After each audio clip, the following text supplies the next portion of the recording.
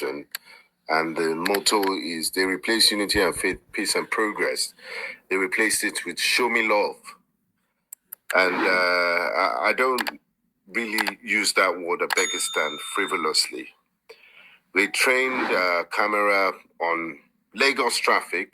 We recorded queues begging at airports.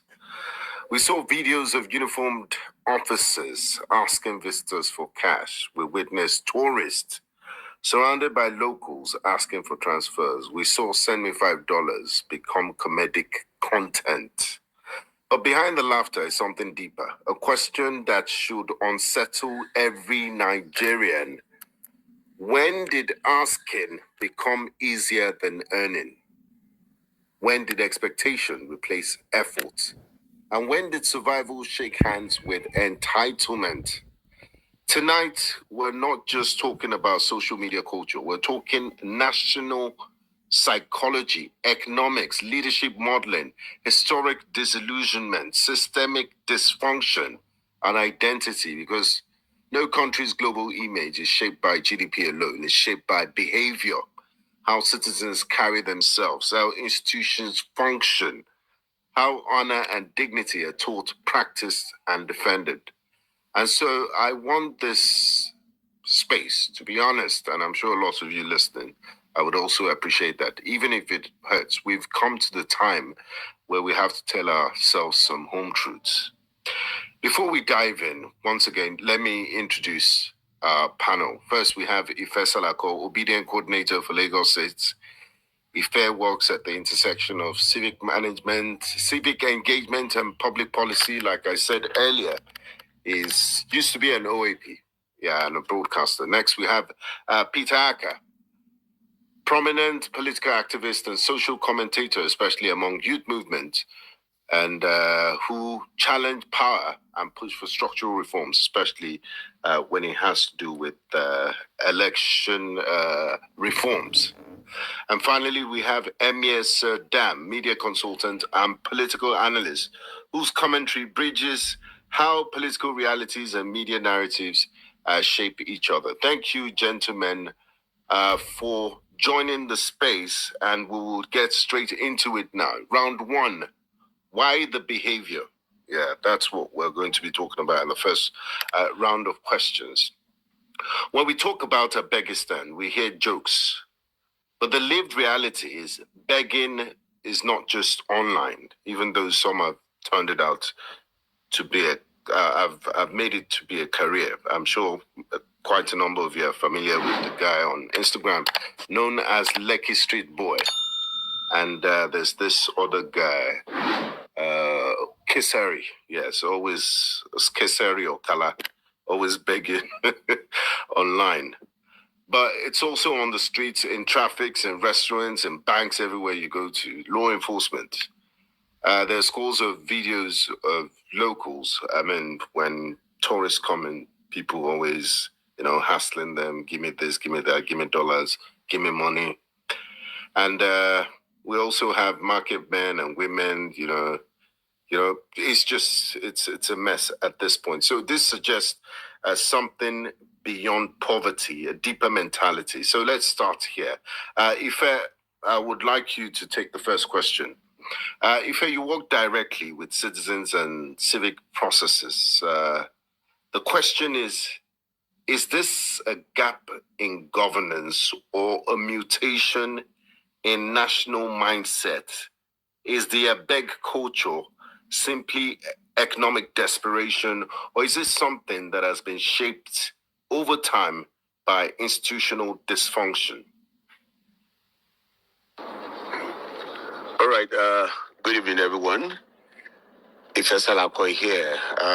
Benga, well done. And the whole New Central crew. Okay.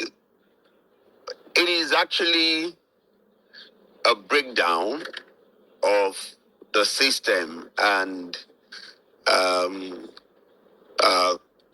neglect of culture on one side, added to complete breakdown of proper and true governance. All of these are combined and interwoven. Um, when, I mean, the nation, every nation is divided into the leadership and the followership.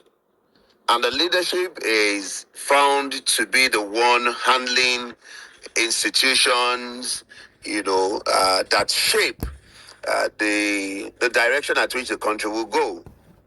This institution will determine what you have in your curriculum in school, and then what the children are being taught in school, what they are being told, where they are coming from, including history, including other things that has to do with, their people. And when there is a collapse in this institution,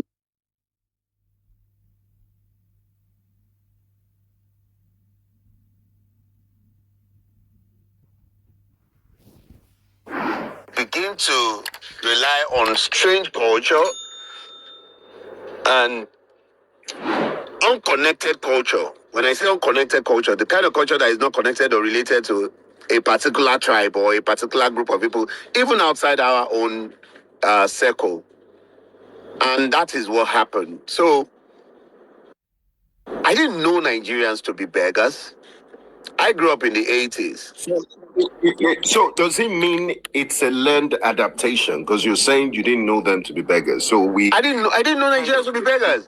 I know the Nigerians. The Nigerians are the beggars that I know that used to sing the song Bambi Allah Allah Bambi. They would come. The Nigerians. We know they were not Nigerians. They come from other countries and come to beg in Nigeria. That is the Nigeria I know.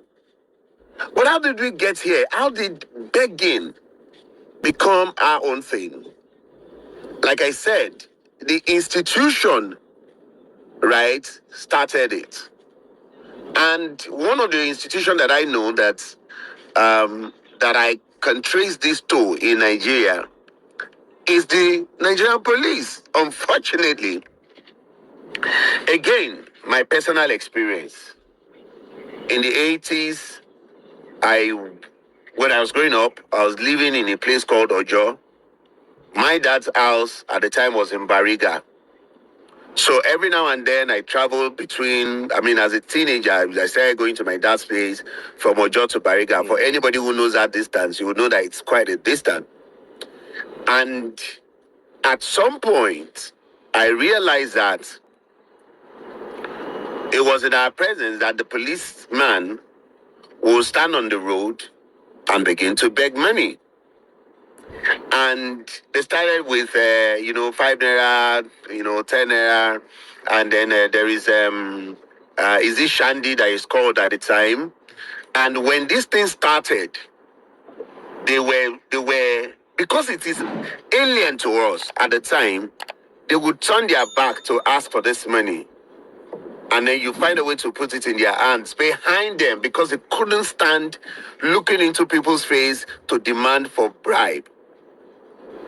And so it went on like that. They started taking it, and then it got to a point they were now, very bold, and they could face anybody to collect money. But something happened at the time. A policeman requested for a bribe. I was on the bus, and a passenger challenged the policeman that, Oga, why are you doing this now? Why are you asking for this one now? And then he said, go and meet your guys at the top, or go and meet the people at Abuja to tell them, because me, I'm here collecting my own. Simple interpretation.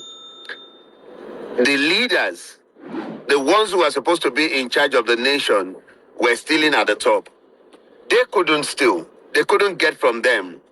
But what do? They turn to the people and then they start collecting. So this culture that the police started, who are closest to the policeman, the touts, the garage boys, when some governors in this state began to empower, thugs and these area boys, What happens next? They started also demanding for theirs, collecting this money. The ones that do not have the power to collect it, they started what we now call Oraisa. They will say, hey, Ogasa, hey, chairman, sir, hey, chairman, sir. And then they will. So it is a breakdown of the system, a cultural breakdown, a moral, breakdown. And then it led to people that is now begging everywhere. That is one part. The other part of it is that we have had too much of bad governance in this country that has encouraged poverty, and that so much that they have actually killed the inner man, the spirit of the people. They've tried to kill their integrity, their they've tried to take away their value.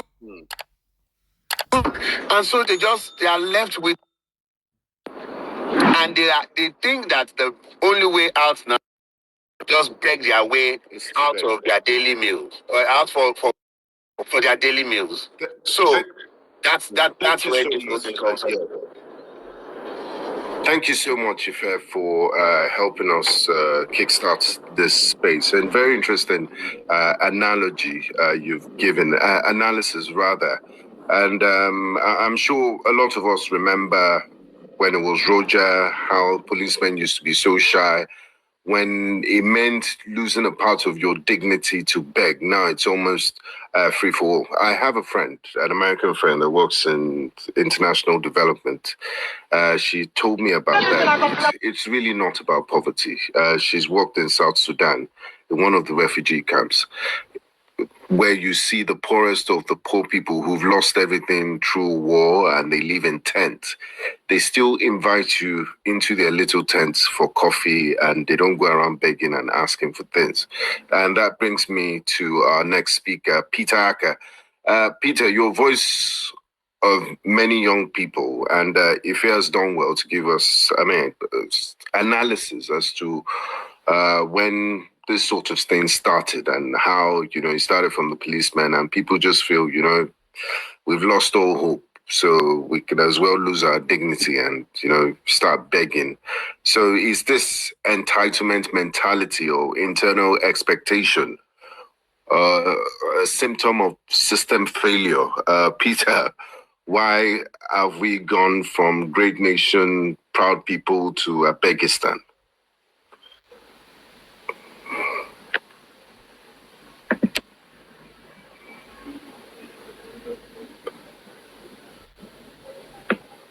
Peter Acker, you have the floor.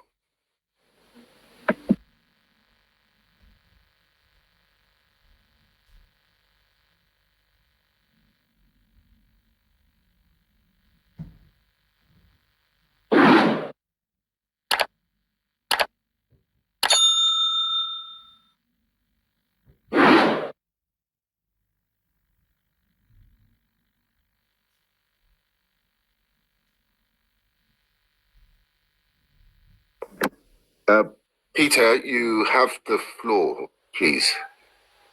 Okay, I think we're having some connection issues with Peter. We'll hope to have him join us. In that case, we'll move on to Emir Saddam.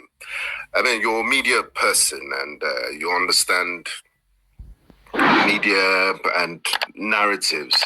What would you say got us to this place in the first place? And we just woke up one day and we realized, I shall speed's visit to Nigeria actually did make us question, know that we've reached the crisis level to say, look, what's going on here? We were very proud people in the past. What's fueling this behavior? And it's not just offline, it's also online. You have giveaways, people are not so shy to paste their personal account numbers with their full government names, drop something for us, do giveaway for us. And then the so-called elites are also happy to say, share this money, or to encourage it as a sort of, some people say, I don't know what they get from it, but you get my drift, Emir Saddam. You have the floor. Thank you very much, Benga. Thank you. Ife Salako, I see you, my brother Peter, and everyone out here. Thank you, guys. I will just add a little bit to what Salako said, mostly the second part of his submission. I think it is more political than cultural for us as a people. Am I audible enough, please? Yes, very clear. Go ahead, please. Thank you. And we as a people, we do not check patterns. We just flow with the wind, and this has been happening gradually to where we got to the point of ISO speeds actually exposing this this very wrong narrative of Nigerians. It has been a systematical stuff that has been happening gradually until where we got to where we are. And I say this for myself that I have lived across the country. I've traveled across Nigeria. I've seen Nigerians, interacted with Nigerians, different type of Nigerians from even the so-called, because what we saw, what the witness I should speak actually was actually a stuff that happens persistently in Lagos, Nigeria. That is not the reality of Nigeria in general. Do we have people that beg in Nigeria? Yes. When you go to other parts of the country, begging is something that is predominantly done by the less privileged. I want Nigerians to understand, it's very important we put this in context, that the lowest class of Nigerians are the one that indulge in begging. People that probably do not have a limb, the handicapped, the blind, the deaf, this very wrong narrative of Nigerians. It has been a systematical stuff that has been happening gradually until where we got to where we are. And I say this for myself that I have lived across the country. I've traveled across Nigeria. I've seen Nigerians, interacted with Nigerians, different type of Nigerians from even the so-called, because what we saw, what the witness I should speak actually was actually a stuff that happens persistently in Lagos, Nigeria. That is not the reality of Nigeria in general. Do we have people that beg in Nigeria? Yes. When you go to other parts of the country, begging is something that is predominantly done by the less privileged. I want Nigerians to understand, it's very important we put this in context, that the lowest class of Nigerians are the one that indulge in begging. People that probably do not have a limb, the handicapped, the blind, the deaf, the dumb. You don't see able-bodied men and women that can do something, begging, probably even in the northern part of the country, or in the southeastern part, but in Lagos is a different ball game. You see able-bodied men with 2 hands, 2 legs that are army fit people. These guys are fit enough to be in the military. And you see them occupying spaces and, with an entitlement spirit. So I think it trickles down to what Efe said about the political, with the rise of a certain set of politics in Lagos and entitlement. And do you, sorry to interrupt you, Emir, do you think the fact that we've institutionalized Agberos is a contributory factor to this begging factor, to this begging menace in Lagos? It is a major contribution to the begging menace in the country right now. It is a major contribution because it comes with an entitlement spirit that is being passed on to a very set of people that are massively uneducated. So when you look at the combination, massively uneducated with an entitlement spirit backed by a government or a system created by a government that enables them to do what they do. It's viral, and I ask myself all the time, I'm like, when I was in Lagos, I see young kids going to school, and when they're going to school, you see Ebona Dubos already in the morning, occupying spaces and already smoking and drinking across the streets. Well, able-bodied men, not doing anything, they have no jobs, and they're collecting taxes from normal day individuals. And I look at these young kids and I'm asking myself, like, a young boy now that is going to school and he sees these things consistently, and he goes to school and he looks at his teacher is not doing well. His teacher is probably he's seated in classes that are not well, are not good classes, no chairs, no nothing, and he's not exposed to the good life. And he comes back home, and as he's coming back home, he's seeing these Ebon Adubos and their gang occupying the streets, living kind of like, I won't call it a good life, but a life that It's stress-free. It's stress-free. And these children, when they grow up, who do they want to emulate? How do you want to, what is the incentive for that child to look and say, I want to toe the educational line in my country? They don't do that. So it is a systematic problem that has been created. I dare say there's no point pushing it that created by Bola Tinubu. I don't even want us to, let's not even pretend. It's a Bola Tinubu's problem. It's a menace created by Bola Tinubu. When you go to Bodleian, you see them occupying the streets. You see them sitting in front of his houses. It is a normality they have created. There's no point sugarcoating it. And they are trying to transpose and transmit it across the country right now. You see how they are using Solomon going across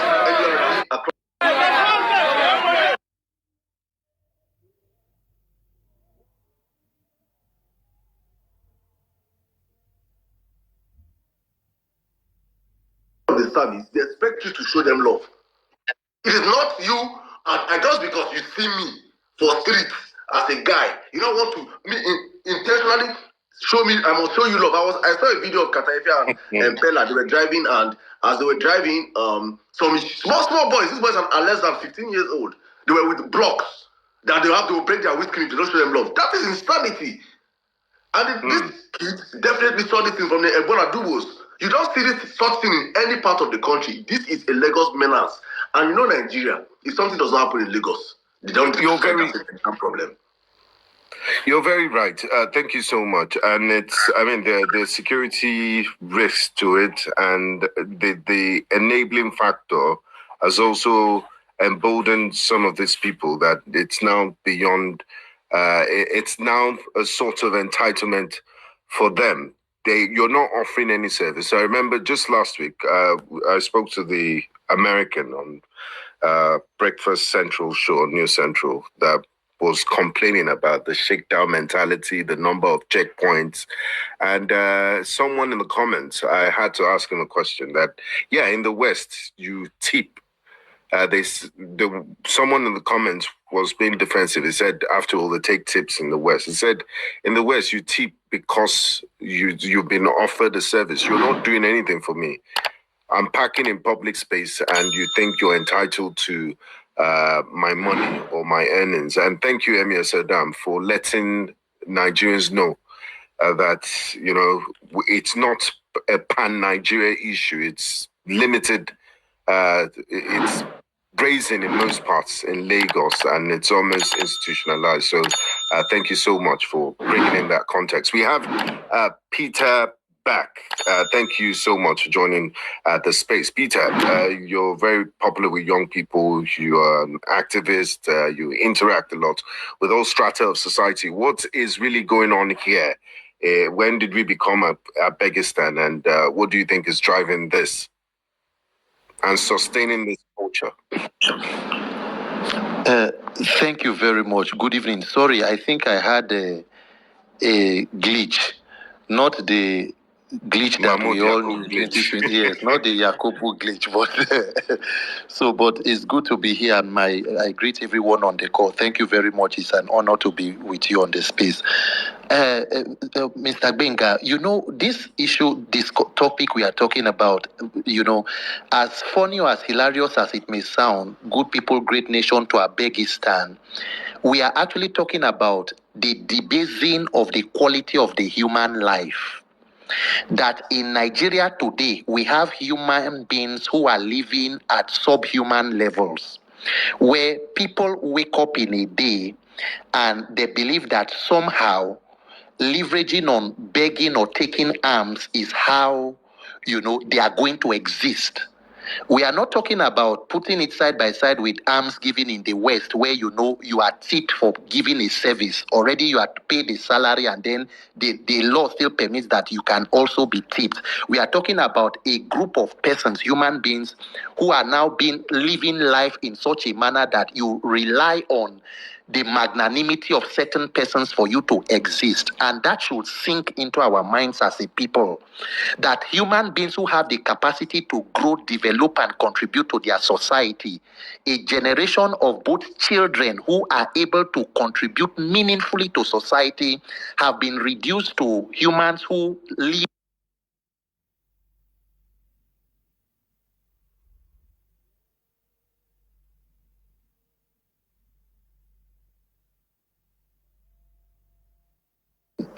a system that weaponizes poverty, illiteracy, and the destitution of the people against them because the most impoverished they are. Just imagine a situation where a person votes are bought for 2,000 naira in 2015, and in 2023 or 2026, vote is still bought for maybe 1,005 or 2,000 naira. So in more than 8 years, a person has not even appreciated to even move from maybe 2K to 10,000 naira.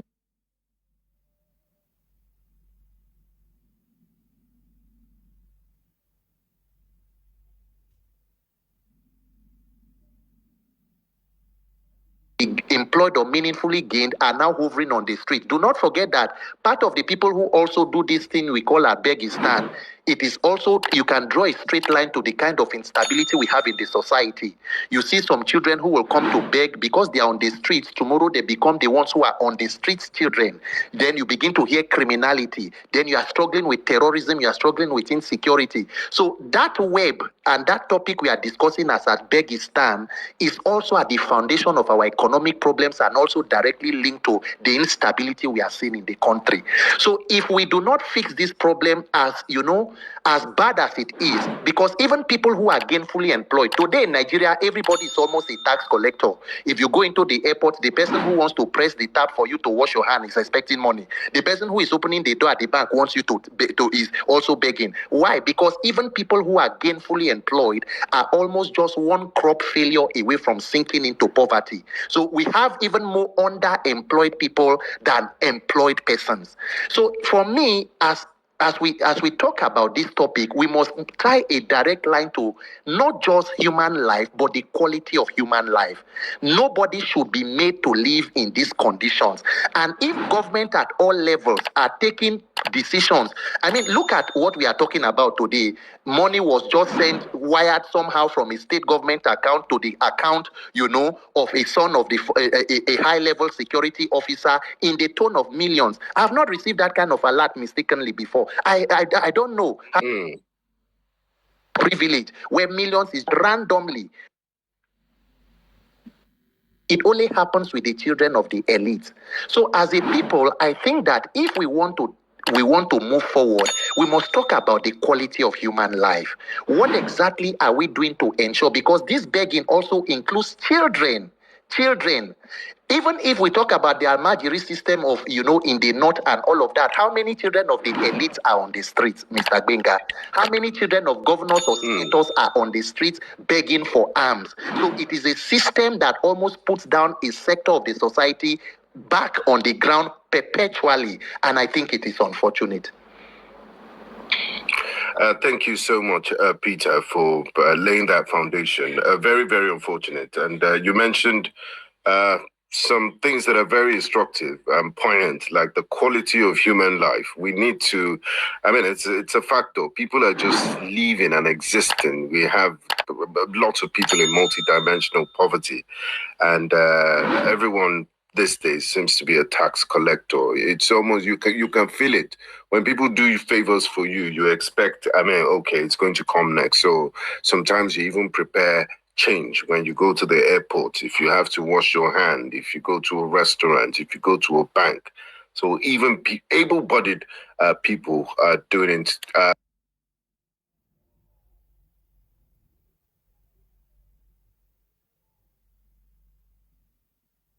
What researchers call short-term extraction behavior, meaning they prioritize immediate gain over long-term value creation because the future feels uncertain. And that's a psychological adaptation. That's what we're witnessing currently. So if you're just joining this space, you're welcome. My name is Benga. We have been discussing Nigeria, great nation, good people, great nation. And can we restore our image from giant of Africa to Abegistan? We have Ife Salako, Peter Aka, and Emir Serdam. We just concluded the first round of questions. We will encourage audience participation when we're done with the 3 rounds of questioning, because it's very... it will be great to have your feedback and your say on the way forward. How do we find ourselves in this situation? What can be done to restore our image?